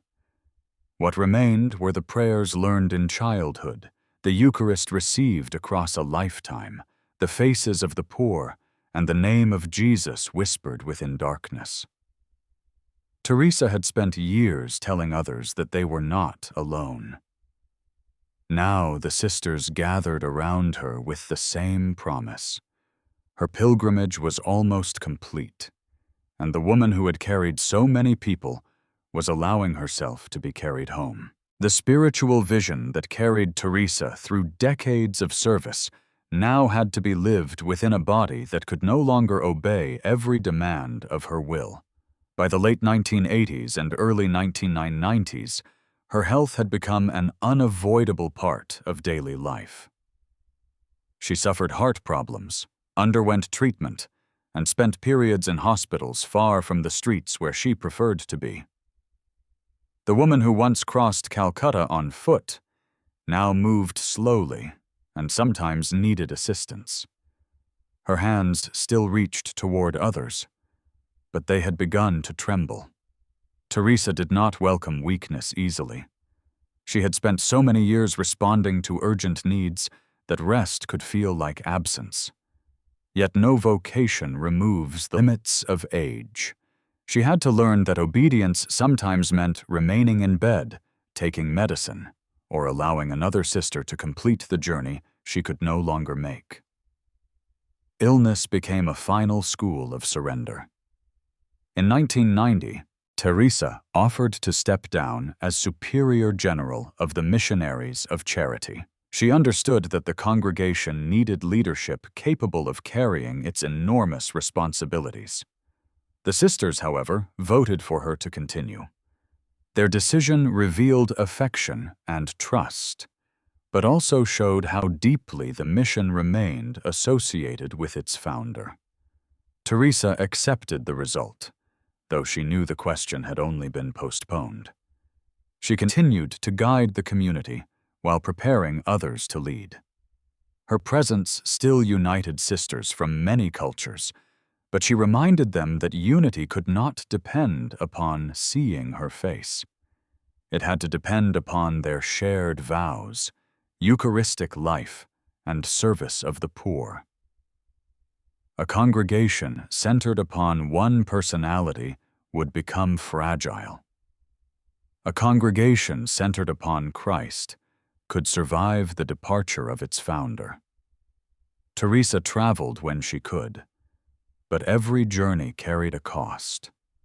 She visited houses, met sisters, spoke to volunteers, and encouraged people overwhelmed by suffering. Teresa knew these encounters could distract from the poor, but she also understood that a brief meeting might awaken someone to charity.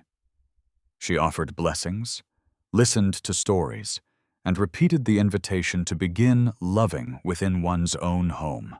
She believed loneliness was not confined to Calcutta.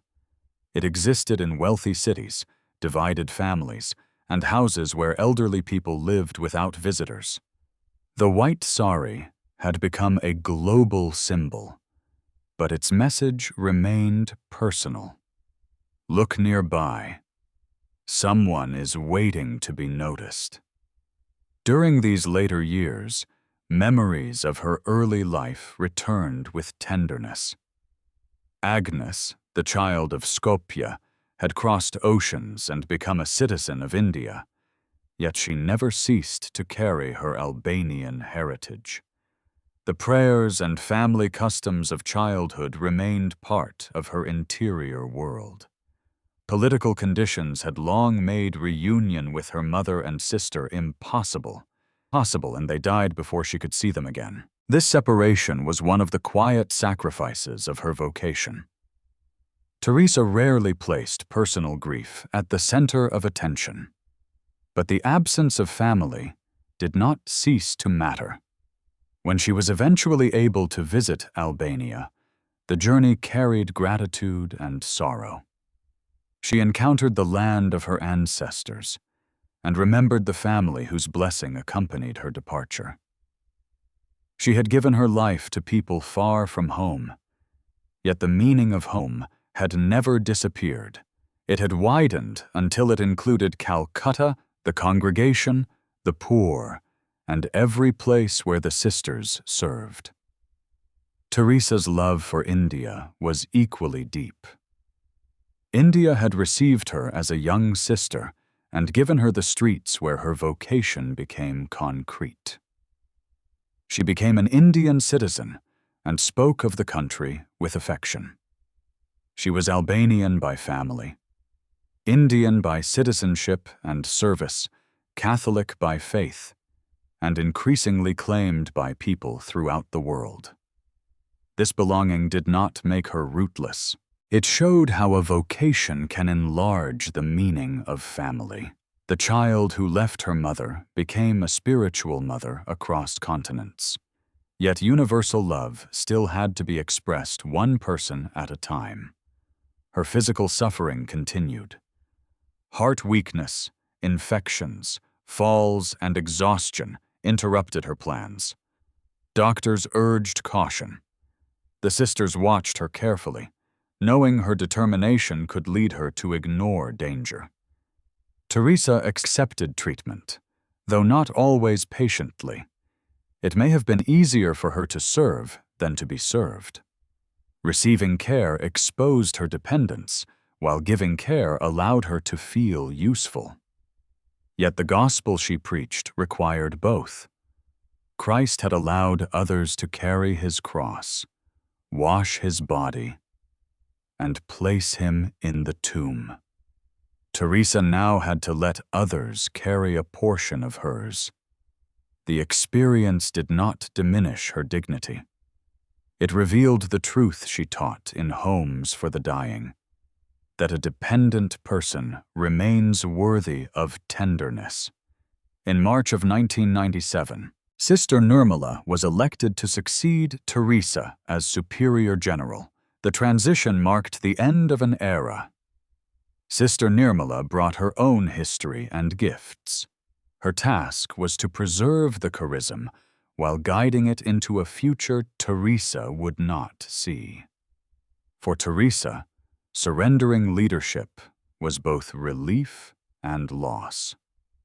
The community had grown from the first companions in Calcutta into a worldwide family, and now she had to place that family into other hands.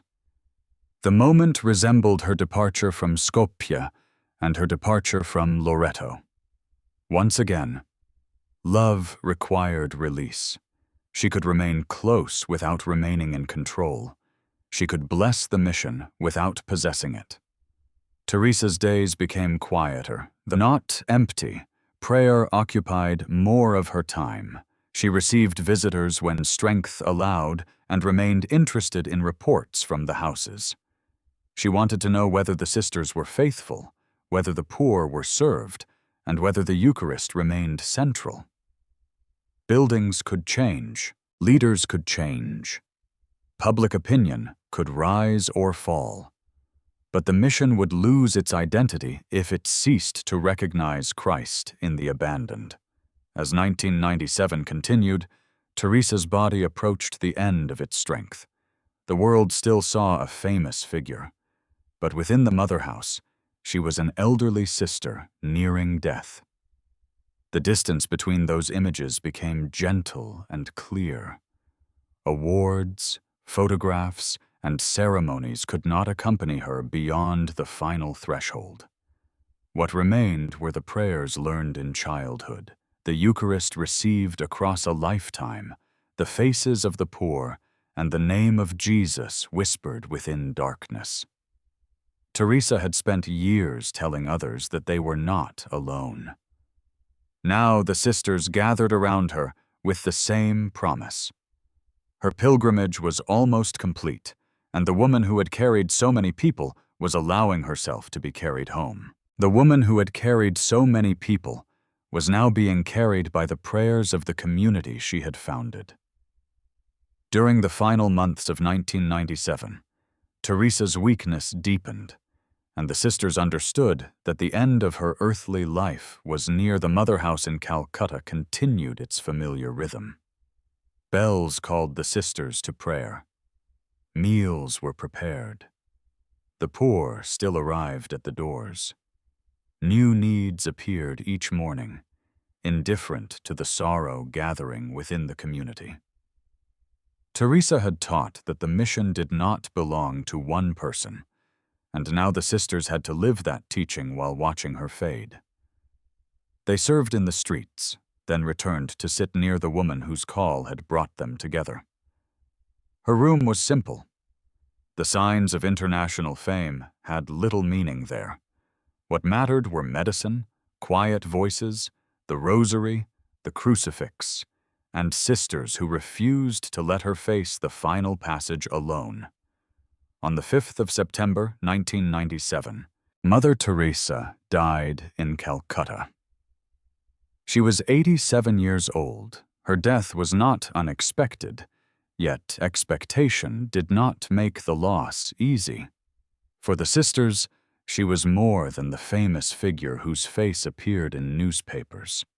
She was the mother who had corrected them, encouraged them, sent them into difficult places, and reminded them to recognize Christ in the poor.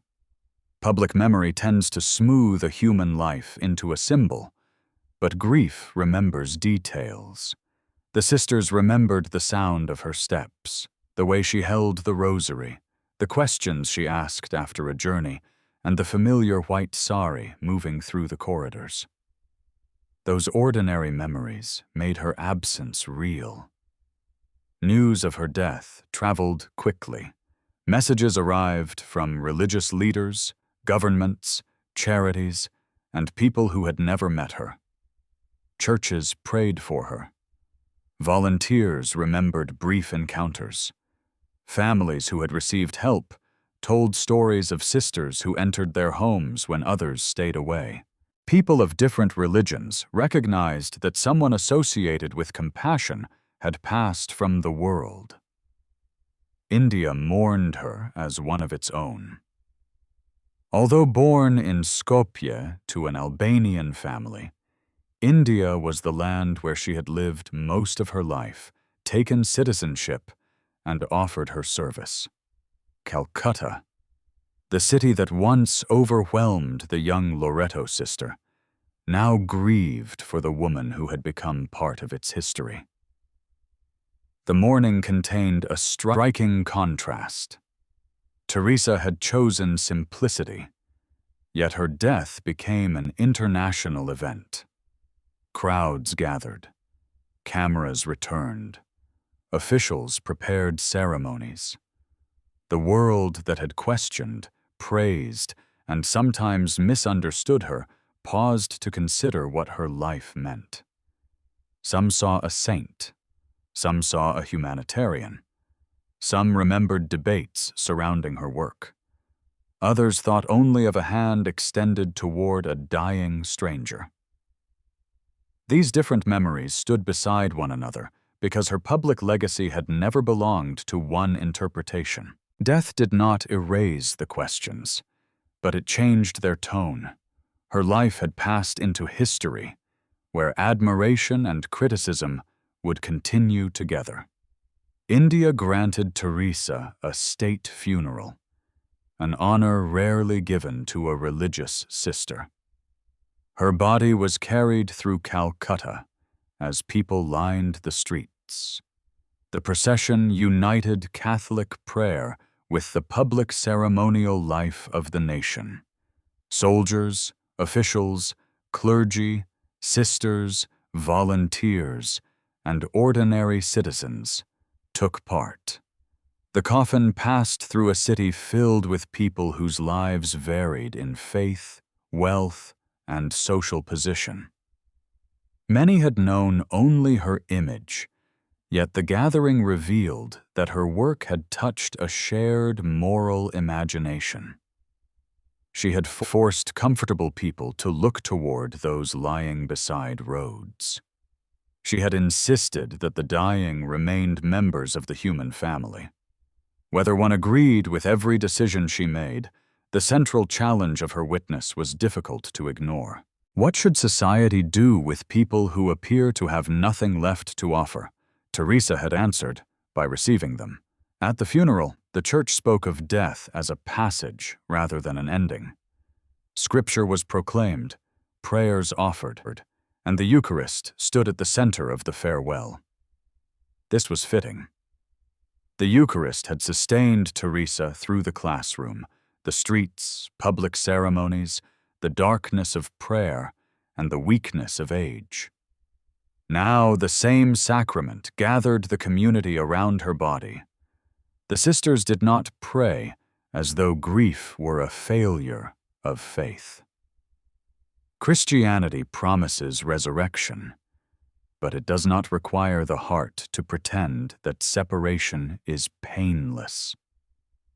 Mary had stood beneath the cross in grief, and the sisters now stood near their mother in the same spirit of faithful mourning. Public ceremonies can become grand enough to hide the person being honored. Teresa had resisted grandeur throughout life, and the most truthful memorials were perhaps the quiet ones. A sister returning to a child after the funeral. A volunteer serving food. A dying person receiving a clean bed. A lonely woman hearing her name spoken kindly. These actions continued the language. Teresa trusted more than speeches. The missions houses did not close because the founder had died. The poor still needed care, and the sisters returned to them. This return was not coldness. It was fidelity. Teresa had taught that love should continue when emotion is exhausted, and now her community practiced that teaching within grief. Her death placed new responsibility upon Sister Nirmala and the congregation's leaders. They had to preserve the charism without freezing every practice, while strengthening formation, accountability, prayer, and humble correction.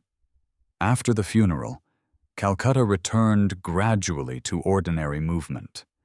Traffic filled the streets, markets opened, trains arrived and departed.